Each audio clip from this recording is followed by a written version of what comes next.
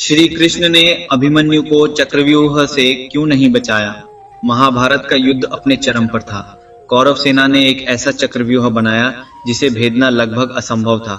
उस दिन अर्जुन युद्ध भूमि के दूसरे छोर पर व्यस्त थे और पांडवों के सामने बड़ी समस्या खड़ी हो गई। तभी युवा वीर अभिमन्यु आगे आए। अभिमन्यु को चक्रव्यूह में प्रवेश करना आता था, लेकिन उससे बाहर निकलने की पूरी विधि नहीं पता थी। फिर भी धर्म की रक्षा और अपने कर्तव्य के लिए उन्होंने युद्ध में उतरने का निर्णय लिया।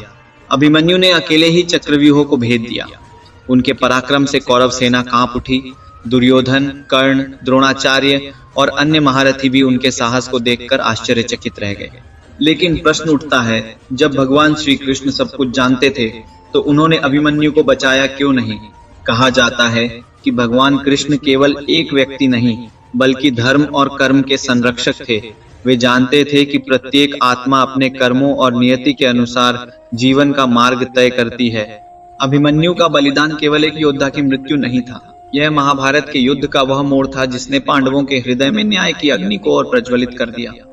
अभिमन्यु के वध के बाद अर्जुन ने जयद्रथ को मारने की प्रतिज्ञा ली। दलवेन पांडवों के अग्नि का मोड़ में कामा बीवटनहा जीवा गया महाभारत के अन्य मनार कर नहा देगा, जिसने आगे चलकर युद्ध की दिशा बदल दी।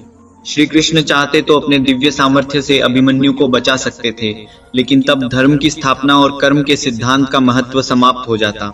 महाभारत हमें सिखाती है कि भगवान मार्ग दिखाते हैं, लेकिन कर्म मनुष्य को स्वयं करना पड़ता है।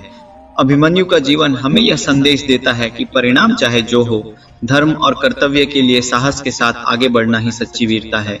इसलिए कृष्ण ने अभिमन्यु को नहीं बचाया, क्योंकि कभी कभी एक महान बलिदान इतिहास बदलने के लिए आवश्यक होता है।